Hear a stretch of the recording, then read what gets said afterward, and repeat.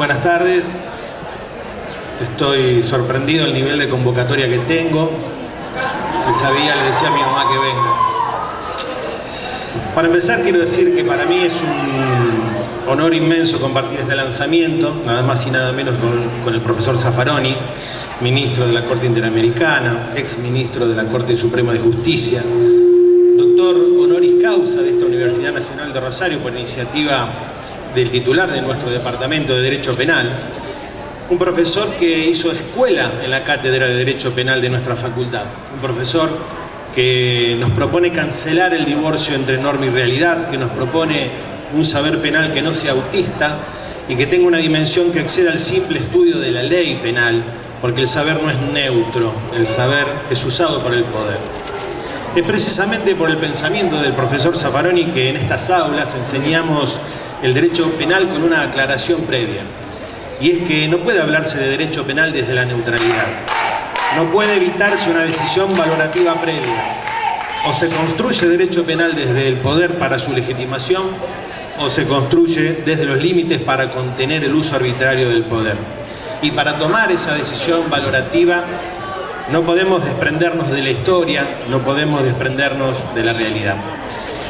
Y es por eso que en esta facultad, a diferencia de otras facultades del país, no empezamos el curso de Derecho Penal con la definición de la norma penal como objeto de estudio del penalista, sino que empezamos el curso de Derecho Penal viendo el Ratty Horror Show, hablando de cómo funciona el sistema penal, mostrando si la policía, los tribunales, las cárceles, los medios funcionan como un reloj suizo o más bien como una bolsa de gatos. Partiendo en definitiva de un saber penal que estudia las normas pero enriquecidas con el contexto sociológico y político. Quiero también agradecer en esta invitación a Cristian Fedel y felicitarlo por lanzar una campaña estudiantil contra la violencia institucional desde la universidad.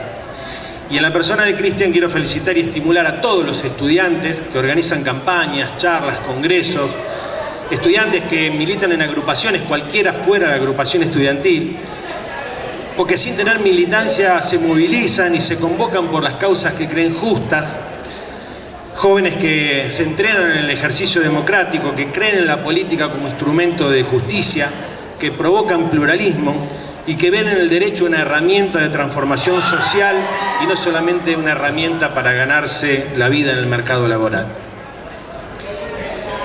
Esta campaña de violencia institucional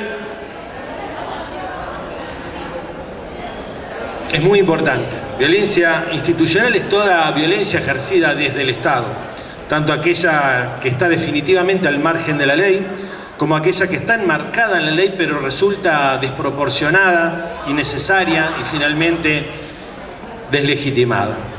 Hoy vemos violencia institucional en las cárceles, los niveles de superpoblación y de hacinamiento son alarmantes.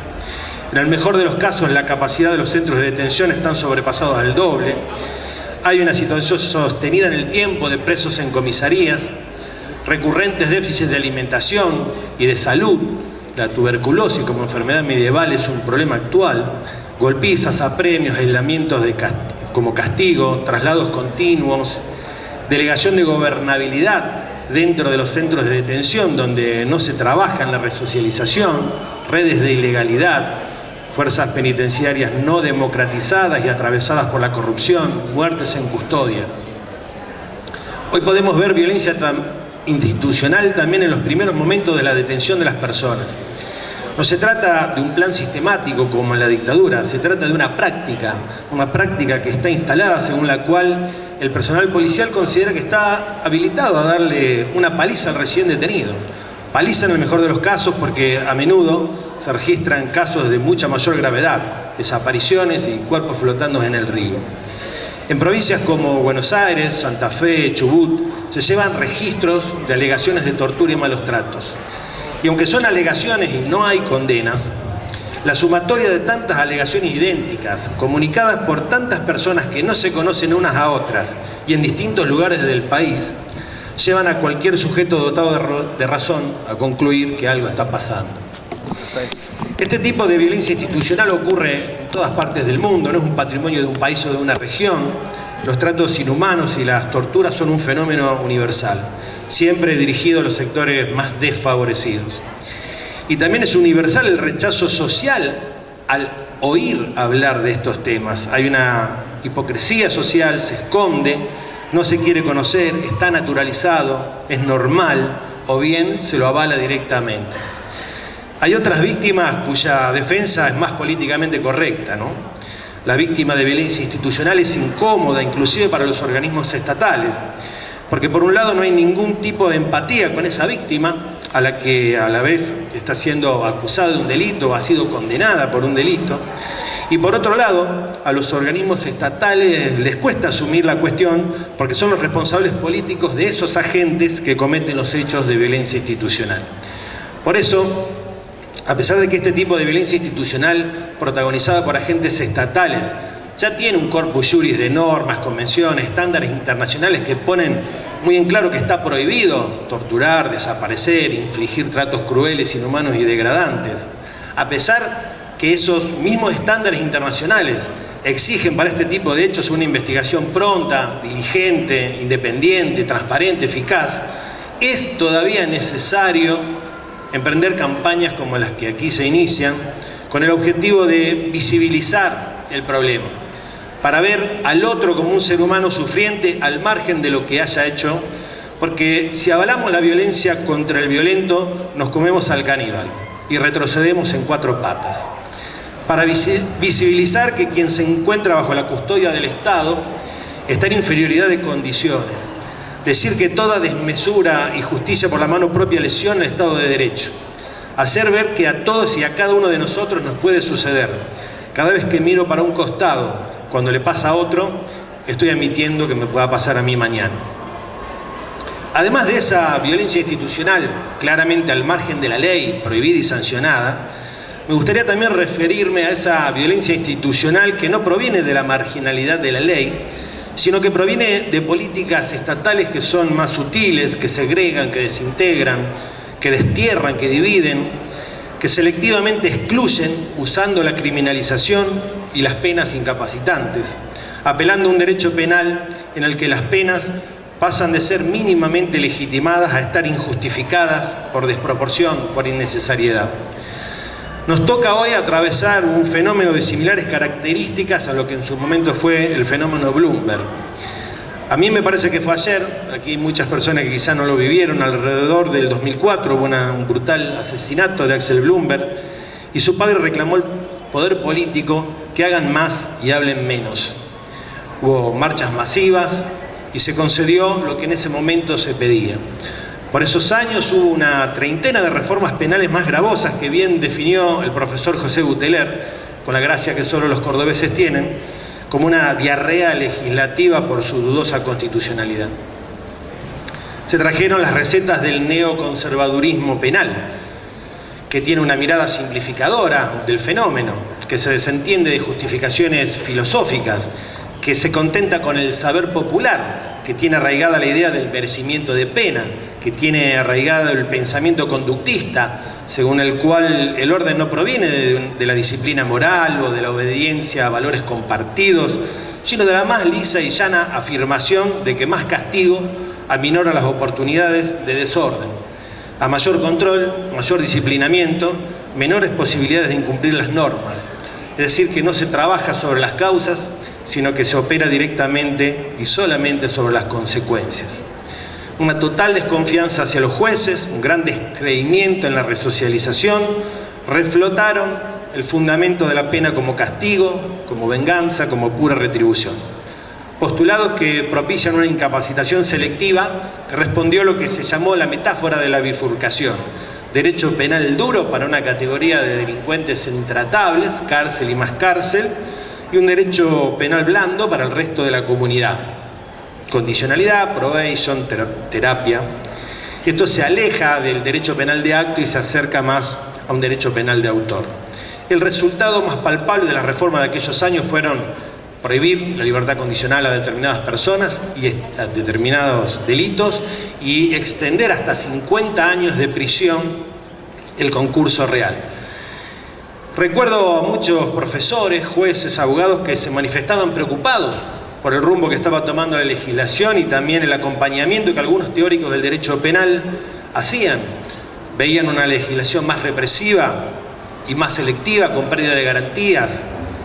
Se abría al juego una suerte de derecho penal de distintas velocidades. Preocupaba que se abría un camino que luego, en palabras del profesor Herbeta, se podría convertir en una ancha avenida, porque una vez que se aceptaron excepciones, se quebró el hielo, solamente pasa a discutirse la cantidad y el tamaño de las excepciones. Siempre se acude a la idea de flagelo, se usa esta palabra, flagelo. Y se usa esta palabra para desmesurar. Flagelo remite a la calamidad, al azote de Dios. No es obra de los mortales, es una cuestión divina. ¿Y qué podemos hacer ante una cuestión divina? No podemos acudir a los remedios normales, hay que autorizar las excepciones. Preocupaba en esa época ya que los científicos del derecho proporcionaran una versión funcionalista del derecho penal que permitía negar desde la atalaya de la ciencia el dato de la exclusión, el dato de la selectividad, y así convalidar, justificar más fractura social, más desintegración. Preocupaba que ese funcionalismo sistémico permitiese construir una herramienta útil a un sistema político excluyente. Preocupaba crear la categoría conceptual del enemigo, a quien aplicarle un derecho diferente o directamente dejarlo afuera del derecho. Pero el tiempo es aleccionador y su solo transcurso demostró que aquellas recetas tuvieron un impacto muy magro sobre la realidad. Las estadísticas así lo demuestran. Más presos sí, menos delitos no. Solo tuvieron un impacto simbólico, tienen un impacto comunicacional. A pesar de que no hay resultados prácticos, que no se corrobora empíricamente ningún resultado, siguen siendo favorecidas en el terreno de la lucha política estas ideas, porque se asientan en ese saber popular y en el impacto emocional de los hechos truculentos. Esto genera adhesión, genera empatía, porque es consustancial con el dolor de las víctimas, y resulta políticamente correcto para acumular voluntades y votos. Se genera un fenómeno de escala ascendente en espiral, que es lo que estamos viviendo hoy. Más de lo mismo, porque aquello no dio resultado. La seguridad es un problema real, y esto nos exige denunciar las falsedades. Ubicar la seguridad como problema real exige reconocer su complejidad y desechar las soluciones simples que se proponían y que se siguen proponiendo. El garrote, garrote, garrote de San Felipo, el corta la bocha de Ivo Kutsarida. Y si en aquellos años post-Bloomberg había preocupación, ¿cómo sentirnos hoy? Hoy se vuelve a instalar la idea del puro castigo, de la incapacitación selectiva, más señales de derecho penal de autor, restricciones de garantías, endurecimiento de excarcelaciones. Otra vez la idolatría, el fetiche del derecho penal. Si antes hubo preocupación, ¿cómo sentirnos hoy? Tenemos vigente una emergencia en seguridad pública por decreto que autoriza a intervenir a las Fuerzas Armadas en delitos comunes complejos, asimilando valorativamente el impacto de un delito común a un ataque exterior a la nación, y desde ese lugar también autorizar el derribo de aviones con el daño colateral que tiene el derribo de un avión. Esto institucionaliza de alguna manera una pena de muerte para una amplia gama de casos, como es el de los narcoaviones, que no ponen en peligro inminente la vida de nadie. Si antes hubo preocupación, ¿cómo sentirnos hoy? Que también tenemos vigente el extrañamiento exprés. Por decreto se permite deportar a los extranjeros acusados de un delito sin sentencia firme. Basta con un procesamiento firme, avisar a la Dirección Nacional de Migraciones y afuera. Según las estadísticas, los extranjeros en prisión no llegan al 3% del total. Es decir, que el extranjero que delinque no es el problema, pero sí lo es para el saber popular, que ven el extranjero al otro, al enemigo, y por lo tanto se opera comunicacionalmente a ese nivel. Si antes hubo preocupación, ¿cómo sentirnos hoy, donde se reimplantan los métodos de investigación de la Inquisición? Volvemos a tener al arrepentido, agentes encubiertos, agentes reveladores, informantes, entregas vigiladas, prórrogas, técnicas de investigación que son tan modernas como la Inquisición española puede serlo. Otra vez proliferan las reformas a los códigos procesales para endurecer los regímenes de prisión preventiva, como si las cárceles no estuviesen suficientemente llenas o suficientemente llenas de presos sin condena. Ayer veía un comunicado de jueces de Mar del Plata que hablaban de una superpoblación carcelaria del 200%, del aumento de los niveles de prisonización preventiva y que aún así se insiste en la idea de la puerta giratoria. Si antes hubo preocupación, como sentirnos hoy con esta modificación de julio de este año a la ley de ejecución penal, que también tuvo lugar como en la época de Bloomberg, con un hecho conmocionante como fue la muerte de Micaela García, atacada por un condenado por delito sexual reincidente durante la libertad condicional. Una reforma que apunta directamente a condicionar las actuaciones de los jueces penales, empoderando a la víctima como mecanismo de control externo. Una reforma que legisla cuál ha de ser el contenido de los informes de conducta y concepto del servicio penitenciario. Una reforma que restringe el acceso al régimen de progresividad a una creciente cantidad de personas por delitos que se enumeran. Se retrasa la posibilidad de acceder a salidas transitorias, se achica el plazo de la libertad asistida, se quitan supuestos de prisión discontinua y semidetención. Pero esto no es todo, porque también avanza una reforma del régimen penal juvenil que pretende bajar la edad de imputabilidad de las niñas, niños y adolescentes. Esto es ampliar el espectro del derecho penal hacia los más jóvenes, en vez de potenciar otras soluciones más adecuadas a la adolescencia que no sea la cárcel. Para terminar, vivimos en sociedades excluyentes, con aparatos estatales incapaces de intermediar para resolver las inequidades sociales. Aumenta la conflictividad social, aumenta la cantidad de conductas desviadas.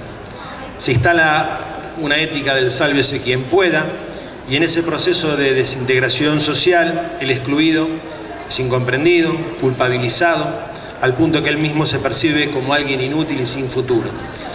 El sálvese quien pueda necesita de chivos expiatorios, el excluido, el extranjero, es el blanco más fácil para eso.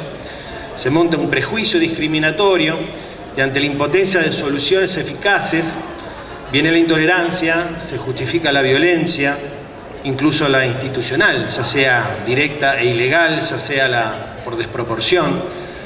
Solo se genera un hecho comunicacional en el que parece que la cosa se resuelve, pero no se resuelve nada. Se multiplican las leyes penales, se agravan las penas, se agrandan y hacen más represivo el aparato estatal, se le da más autonomía a la policía y con ello más arbitrariedad, pero menor eficiencia. Con las teorizaciones que racionalizan este estado de situación y lo hacen ver como una conclusión científica, mucho cuidado. Cuidado con las neurociencias, cuidado con el funcionalismo, cuidado con el derecho penal del enemigo. Muñoz Conde ha hecho notar que las teorías funcionalistas de la prevención general positiva que postulan un derecho penal del enemigo van de la mano con aquellas posturas criminológicas del neoconservadurismo penal que él rebautizó como criminología de la intolerancia.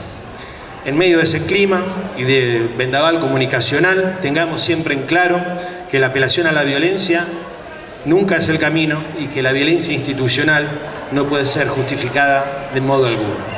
Muchas gracias. Bueno, compañeras, compañeros, muchísimas gracias. Los veo muy lejanamente, pero bueno, los veo. Estamos muy separados. No es bueno en este momento estar separado. Creo que reiterar descriptivamente lo que acaba de decir el querido y distinguido colega no tiene mucho sentido. El libro que van a tener ustedes en sus manos es una síntesis de cosas que tampoco son nuevas, las vengo diciendo desde hace tiempo. Tampoco tendría mucho sentido describir lo que nos está pasando en el país, la quiebra del Estado de Derecho, la decadencia o deterioro del Estado de Derecho que estamos viviendo. las prisiones políticas, no solo de Milagros Sala, sino también de sus compañeros, y me atrevo a decir que prisiones políticas de otros, porque cuando se pretende que alguien tiene que estar en prisión preventiva porque como exfuncionario puede ensuciar una investigación, creo que también los funcionarios en actividad la pueden ensuciar, y mucho más que los exfuncionarios.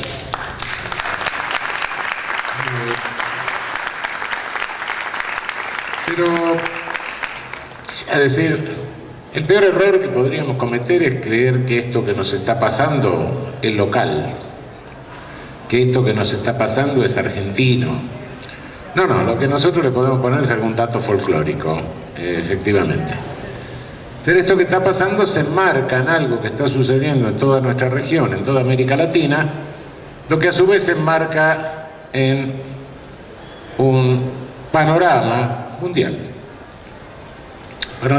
del poder. Nosotros ocupamos en este panorama mundial desde el siglo XVI una posición subordinada como región colonizada, y uso la expresión colonialismo, otros usan la expresión subdesarrollo, otros hablan de globalización. ¿No? La globalización es un momento más de poder planetario que, como cualquier otro, tiene su colonialismo en versión distinta conforme a cada época. Pasó el colonialismo originario, pasó el neocolonialismo, ahora viene esta fase avanzada del colonialismo en la etapa de globalización, que es una etapa de poder planetario que se caracteriza por su criminalidad. Sí, el planeta está en manos de delincuentes, seamos sinceros. Y claro, algunos dirán es un exagerado. No. Abran el Código Penal y vamos a ver si soy exagerado o no soy exagerado. Hoy el poder no lo tiene la política. No lo tiene la política ni entre nosotros, ni en los países sede de las corporaciones transnacionales. Hoy el poder lo tienen los Chief Executive Officers de las corporaciones transnacionales. Y es un poder en alguna manera que vive de una enorme ficción. Pues, ¿qué son las corporaciones transnacionales? Son masas enormes de dinero, sí, de los cuales no se sabe quién es el propietario, no se sabe, pero que las manejan unos tecnócratas que son los CEOs, que son autócratas, porque la corporación transnacional tiene una organización nada democrática, sino vertical, por supuesto. Y estos CEOs van ocupando el lugar de la política. Incluso los políticos a cargo de gobierno de los países sede son simple y sencillamente lobistas de este poder financiero, de estas transnacionales. Cuando vienen a visitarnos Merkel, el vicepresidente de Estados Unidos, etc., no vienen a hablar de doctrina política o de teoría política, vienen a hablar de los intereses de las corporaciones sede en sus países. Seamos claros, son lobistas.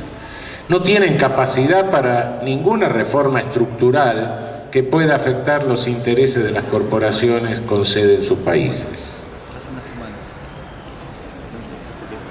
Y les decía que este poder es delincuencial, sí. Abramos el Código Penal. Crisis del 2008, sí. Los subprimes, sí. ¿Qué fueron? Los bancos empezaron a dar crédito, la gente que recibía los créditos empezó a pedir inmuebles, más crédito para comprar inmuebles, sigue subiendo el precio de los inmuebles, más crédito, sigue subiendo el precio, más crédito, sigue subiendo el precio, se acabó el crédito. Se cayó el precio de los inmuebles, se cayó por debajo de lo que habían pagado los compradores con los créditos, perdieron los compradores los inmuebles, se quedaron con deudas, los bancos con una cartera de créditos incobrables, y entonces fueron y le dijeron a sus respectivos estados: denos dinero, porque si no nos vamos a la quiebra y los arrastramos a ustedes. Y los contribuyentes de Estados Unidos pagaron $500 millones millones de dólares. Y los contribuyentes europeos pagaron 480.000 millones de euros para salvar sus bancos, que eran los que habían hecho la maniobra fraudulenta. ¿Alguien podía creer que los precios de los inmuebles podían subir al infinito? ¿Alguien podía creer que el crédito no se terminaría? No. Entonces esto es una estafa, fue un ardid. Sí, claro, están todos los elementos de la estafa. Y sigo. ¿Qué pasaría en una quiebra normal si un acreedor que no se presentó al concurso fuese a reclamar el pago del valor nominal, como hacen los holdouts? Y yo creo que se rechazaría de plano y quizás se dudaría de la salud mental. No, en el plano internacional, estos señores hacen ese negocio, quedándose fuera de los acuerdos de condonación parcial de deuda, etcétera, de renegociación, y después se presentan amparados,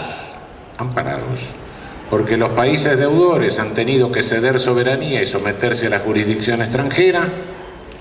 Se presentan para cobrar el valor nominal de sus créditos, que compraron a precio absolutamente irrisorio. Y por si les falla, esto está tan aceitado que tienen hasta un sistema de seguro. Voy un poco más allá y podría seguir con estas cosas. Los negociados del capital golondrina, que aprovechan la información privilegiada para irse del país cuando está a punto de entrar en default, y las viejitas que fueron a llevar los dólares al banco, que no tienen información privilegiada, son las que se quedan con los dólares adentro. Podría hablar de la explotación de trabajo esclavo a distancia, sí. Pero también tengo que hablar de algo que es una asociación ilícita de características y de dimensiones astronómicas que existe en el hemisferio norte para reciclar dinero, que son los refugios fiscales, llamados paraísos por una mala traducción del inglés que se confunden heaven con heaven, no importa, son refugios. Refugios que nosotros no podemos lavar nada, no podemos reciclar nada, no podemos lavar ni un calzoncillo, porque hay un organismo internacional que se llama el Gafi, que nos lo prohíbe, so pena de cobrar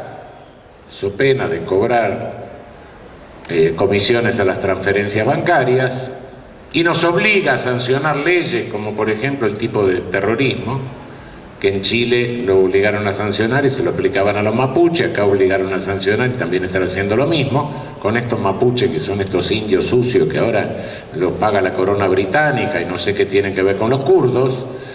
Este Gafi defiende el monopolio de esa asociación ilícita astronómica para cometer el delito de encubrimiento por receptación. Sí, encubrimiento por receptación de toda la evasión fiscal del planeta y de toda la criminalidad organizada del planeta. Este es el poder planetario. Todo lo que he dicho está en los artículos del Código Penal y de cualquier código penal del mundo. ¿Exageré cuando dije que este poder planetario es delincuencial o criminal? No, no exageré en lo más mínimo. Y además son masas de dinero que no existe. Curioso, no existe. No existe porque nosotros vamos al banco y depositamos billetes. Pero esos billetes que depositamos se dan en crédito y vuelven al banco. Y el banco los vuelve a dar en crédito. ¿Y saben cuántos billetes quedan en el banco? Algunos dicen que una séptima parte, otros dicen que una quinta parte. Pero lo cierto, cualquiera tenga razón, si fuésemos todos a retirar los billetes que llevamos al banco, todos los bancos del mundo quebrarían. Son números de billetes que ni siquiera existen como billetes. Más allá de que en los billetes hoy, desde que Nixon acabó con la convertibilidad, solo tienen un valor en razón de la confianza que depositamos en ellos. Este es el mundo ficcional y delincuencial del poder planetario, que no le importa nada, que avanza por el mundo. ¿Pero en qué forma avanza? Avanza como totalitarismo. Es un nuevo totalitarismo. El totalitarismo soviético, etcétera, se implosionó. Y el totalitarismo financiero se extiende ahora sin límites. Avanza. Mientras existió el otro, teníamos el Estado keynesiano, más o menos. Tengamos cuidado, repartamos un poco. Ahora ya no se reparte nada. Ahora el modelo de sociedad es un modelo 30% incluido, 70% excluido, punto. Ese es el modelo que se quiere imponer en el mundo. Totalitarismo que tiene una ideología única, como todo totalitarismo. Sí. La ideología de Hayek, de todos los teóricos del neoliberalismo. Del liberalismo nada. El liberalismo habrá tenido sus defectos, será una ideología de la burguesía europea del siglo XVIII, XIX, sí, pero no se le puede negar una impronta de libertad. Sí, tenía su cara oscura, que era el esclavismo, el colonialismo, sí, pero una cierta impronta de libertad había. Esto no tiene absolutamente ninguna impronta de libertad.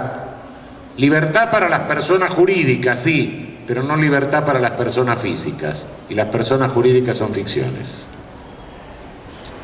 Circulan las personas jurídicas, las personas físicas no, porque hay migración y hay fronteras.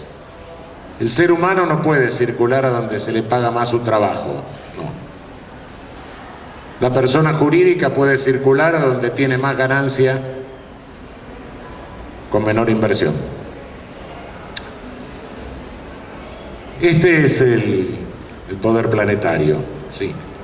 Este es el totalitarismo que con esa ideología que usurpa el nombre de liberalismo, nunca mejor el neo puesto adelante, no como nuevo sino como cáncer, realmente es la ideología de la idolatría del mercado, de la mano misteriosa del mercado.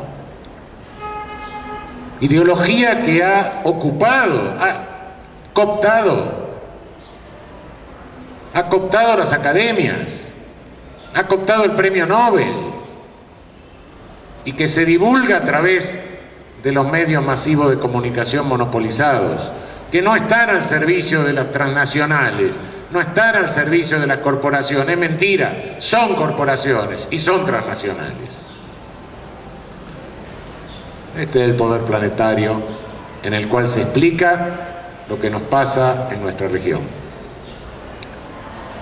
En nuestra región tenemos también la ciocracia, claro, con CIOs de segunda categoría, como corresponde a una región subdesarrollada o colonizada, por supuesto. Los otros que están en los países sede tienen otro nivel. Estos son también subdesarrollados. Y realmente lo que se estaba describiendo es el modelo de destrucción de nuestras democracias a través del debilitamiento de nuestros estados, debilitamiento de la soberanía de los estados y fortalecimiento del poder represivo de los estados. ¿Por qué? Porque la soberanía es de los pueblos y la represión es contra los pueblos. No nos olvidemos. Se manipula, cuidado, no solo se manipula a través de los medios masivos de comunicación monopolizados, no es solo a través de Televisa, de Azteca, de Regi Globo, de Clarín, que Clarín es un kiosco de la esquina comparado con los otros. No, esto es una forma de manipulación, de bombardeo continuo, pero también se manipula en las redes sociales, a través de los 50 o 60 empleados que tienen para meterse en las redes sociales todos los días, los trolls o troles, no sé qué son. También se manipula a través de la técnica de determinación de conducta digital que se está usando. También se manipula a través de la manipulación o del manejo de los big data o grandes datos que permiten en este momento dirigir la publicidad por manzana, incluso sabiendo cómo se votó en cada manzana. Aquello que se hace normalmente cuando compramos algo por computadora, nos salta, compramos un libro, nos salta, mire, tiene 10 libros sobre el mismo tema. Diablo, ¿cómo saben esto? Sí, saben. Saben porque tienen nuestro perfil de consumidor. Pero también el perfil de consumidor permite elaborar el perfil del peligroso y también permite elaborar el perfil del votante. Esas nuevas técnicas de procesamiento de datos que no se podían hacer con los métodos normales de procesamiento, hoy se están haciendo y se usan en las elecciones, por supuesto que se usan. Creo que el derecho constitucional, el derecho electoral y el derecho internacional van a tener que agudizar su imaginación para controlar, para establecer mecanismos de control de estos datos que pervierten la democracia y la voluntad de los electorados. Ya no basta con un derecho electoral que se limite a tener el padrón limpio, los partidos políticos organizados. No, cuidado. Ya necesitamos mayores controles de custodia y de defensa de la democracia. Pero con todo y esto llega un momento que hay programas económicos que no son viables, que entran en crisis, y entonces se necesita el aparato represivo. Y el aparato represivo se obtiene a través de esta publicidad völkisch. ¿Qué quiere decir völkisch? Algunos lo traducen como populismo. No es populismo. El populismo es otra cosa. Völkisch significa una técnica en la cual se monta sobre los peores prejuicios de una sociedad y se los profundiza para explotarlo políticamente. Esa es la técnica völkisch. Una técnica populachera, no populista, que es otra cosa. Populista soy yo también. Eso es diferente.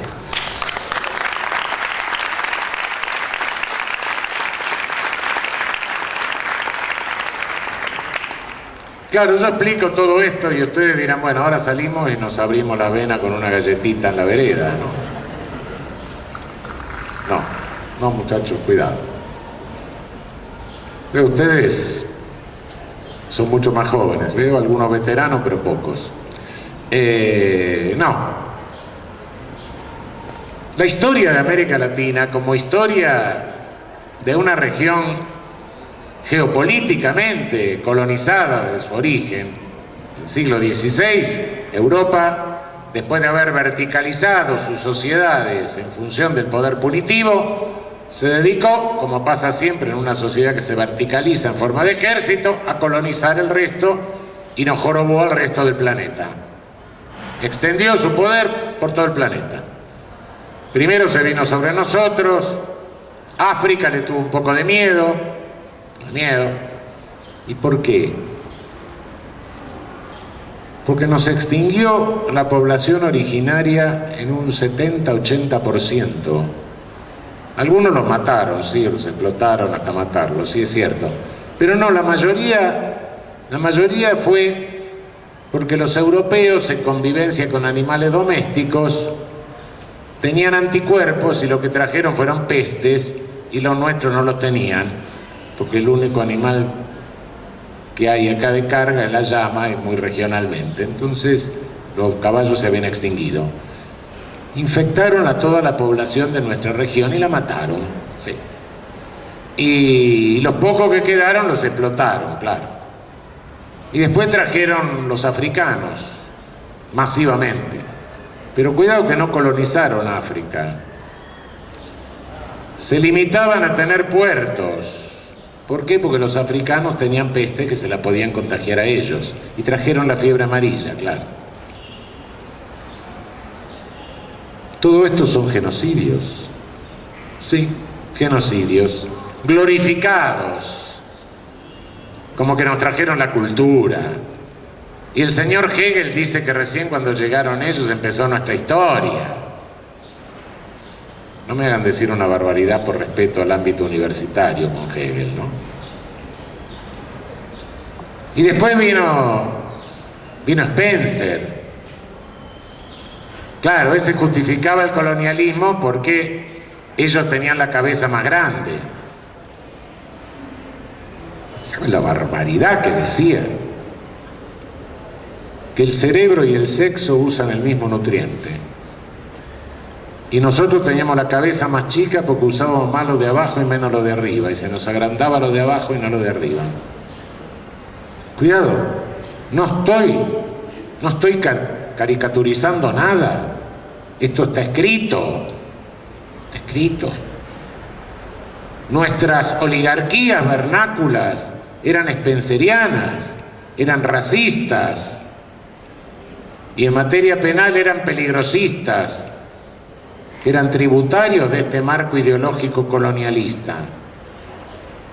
Hay muchos retratos al óleo en las paredes de nuestras universidades, con marco renacentista, de quienes escribieron estas barbaridades en nuestros países. ¿Cómo vamos a dejar que esta masa de mestizos, de indios, de mulatos, se autogobierne? Tenemos constituciones liberales, pero eso recién el día que el soberano sea educado, sea gente como uno, y entonces se le agrande el cerebro y se le achique lo de abajo. Hemos vivido ideología racista y sobrevive, solo que hoy no se lo dice, se lo piensa, pero no lo dicen.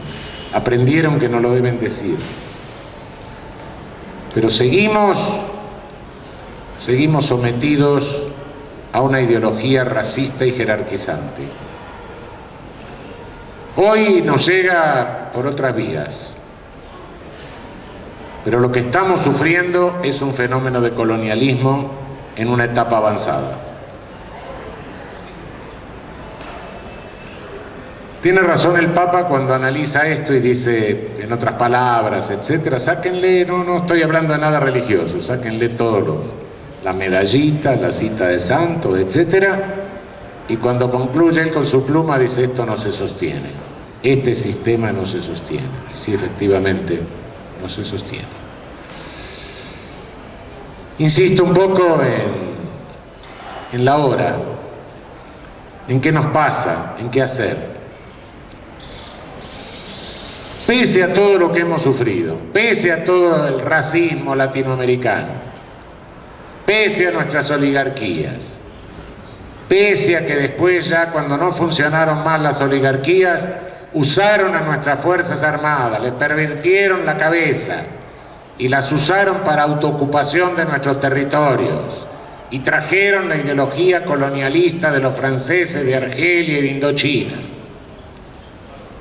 Pese a todo esto, pese a que nosotros mismos con Roca extinguimos lo que quedaba de población originaria casi, pese a que nos mandaron a hacer la guerra genocida al Paraguay, pese a que tuvimos el levantamiento en la provincia de Buenos Aires, la revolución del 90, los asesinatos de obreros del coronel Falcón, que todavía tiene una calle, pese a los fusilamientos de la Patagonia, pese a la Semana Trágica, pese a lo del 30, pese al 55, al bombardeo de la Plaza de Mayo, a los fusilamientos del 76 y a los 30.000 desaparecidos de la dictadura, cuidado, nosotros argentinos y América Latina existe y estamos.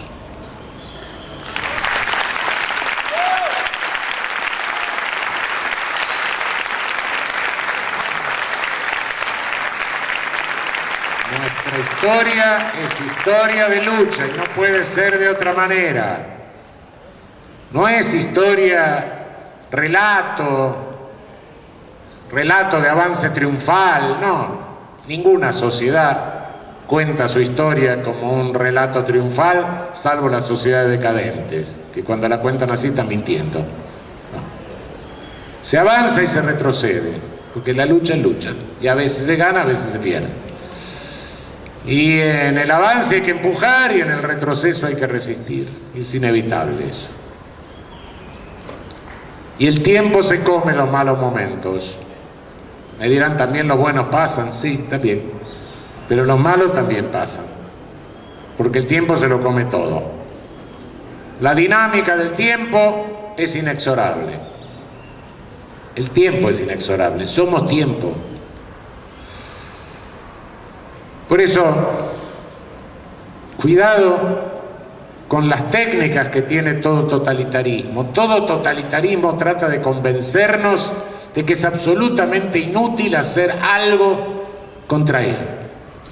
¿Por qué? Porque trata de convencernos de que estamos impotentes, de que no podemos hacer nada, de que tenemos que plegarnos y nada más. Y entonces, bueno, por favor, basta de depresión. Basta, acabemos con la depresión. Con la depresión no se puede hacer resistencia. La resistencia necesita una disposición positiva, una disposición activa.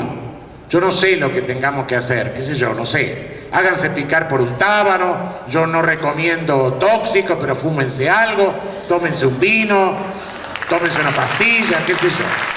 Algo.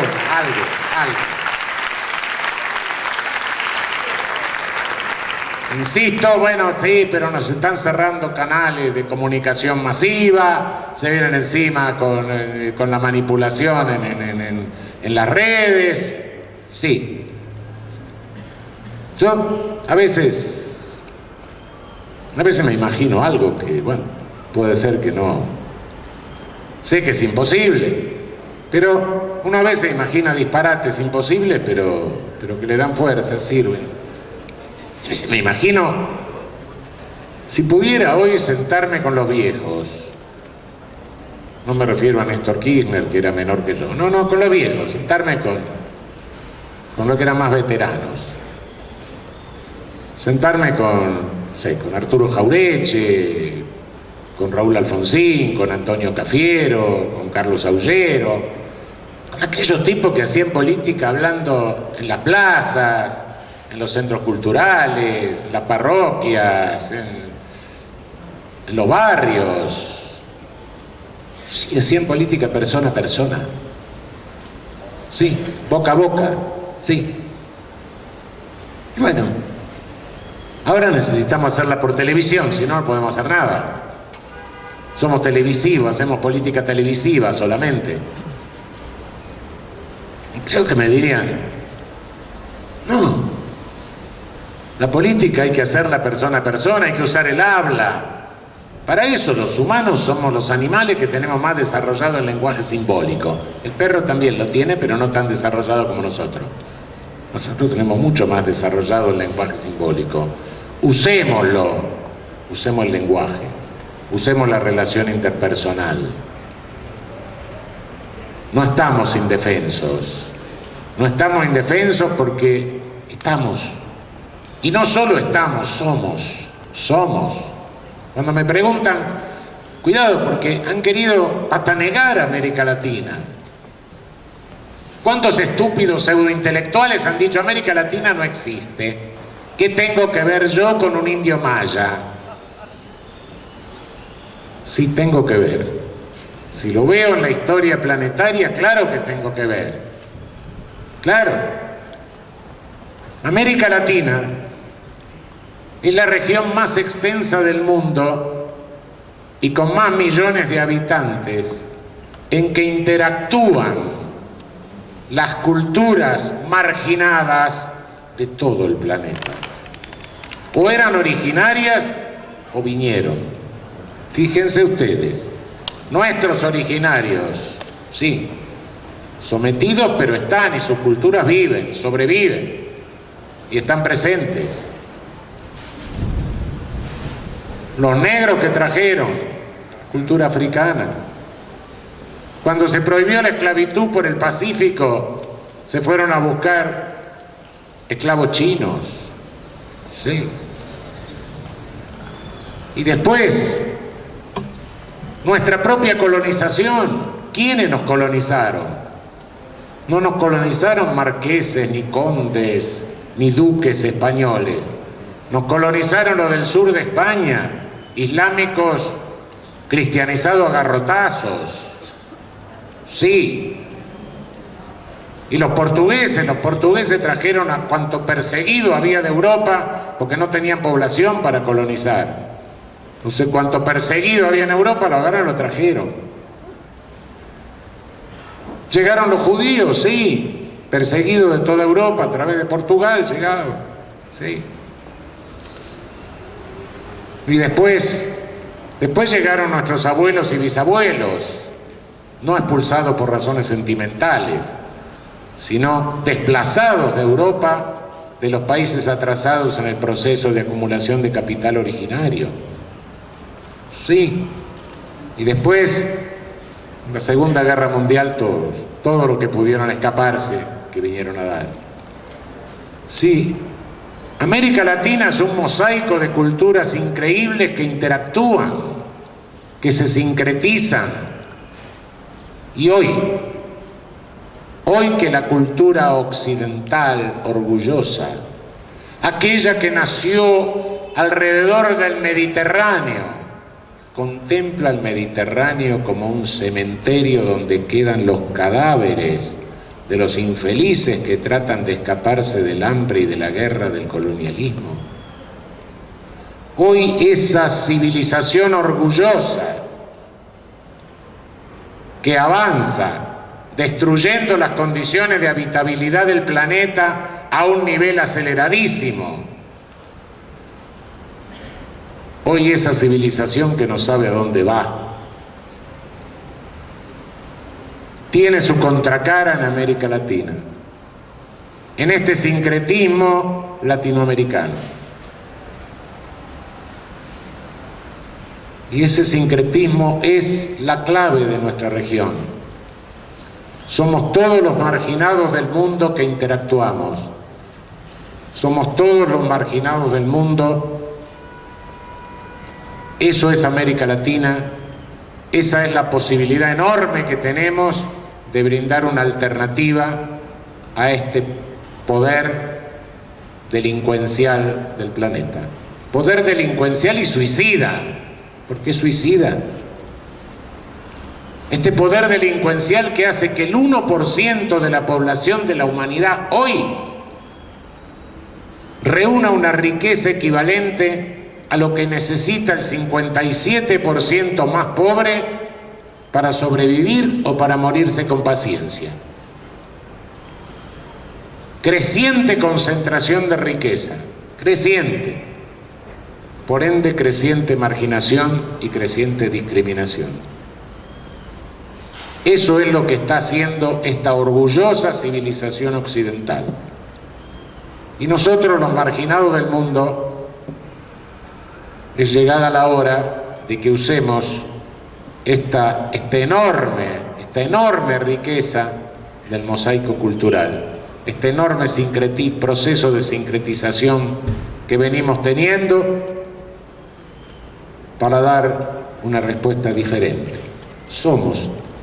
Por eso le digo, no solo estamos, somos. Con todo eso, no solo hemos sobrevivido, estamos adquiriendo un ser que puede ser una alternativa a una humanidad en gravísima crisis. Por eso, depresión no, muchachos, depresión ninguna. Es momento de lucha, es momento de resistencia, es momento de aguante, es momento de seguir para adelante. Y cuando hablo de lucha, estoy hablando de lucha pacífica. Nos han llenado la cabeza con que la lucha tiene que ser violenta, y eso es una trampa. No. Nos han enseñado que el culto es a los héroes violentos, etcétera. No, cuidado. Cuidado que hoy la lucha no consiste en cruzar la cordillera, no. Cuidado que la lucha no violenta no es de temerosos, no es de cobardes, no es de débiles, no, es de fuertes. Es de fuerte porque la lucha no violenta no garantiza que el otro no nos agreda violentamente. Y hay que bancárselo para no ensuciarla. Pero al final, la lucha no violenta tiene mayor potencial que la lucha violenta. La lucha violenta deja heridas que son difíciles después de cicatrizar, deja revanchismo. La lucha no violenta no. Todo depende de la organización. La organización vence al tiempo, decía Perón. Y sí, efectivamente. Si un día nos pusiésemos de acuerdo frente a la dictadura más férrea que puede haber y dijéramos, bueno, nos quedamos todos en casa y nadie sale más de casa, se para la producción, se para la actividad, se para todo y la dictadura más férrea se cae. Pero esto requiere organización, claro, solidaridad, concientización. Y eso es lo que tenemos que ir creando boca a boca. Por eso, basta, por favor, basta de depresión. Adelante, arriba. Estamos en un momento de lucha, estamos en un momento de resistencia. Todas estas terribles consecuencias y ampliación del poder represivo, etcétera, y su racionalización, es resultado de esto. Es resultado de un ejercicio de poder delincuencial. Es resultado de la versión regional que tiene este ejercicio de poder. Sé que lo que está pasando en la región en muchas partes es igual o peor que lo que nos está sucediendo a nosotros, pero les recuerdo también, les recuerdo a los que lo leyeron, 1954 sonó un balazo en el Palacio de Gobierno de Río de Janeiro y se suicidó Vargas.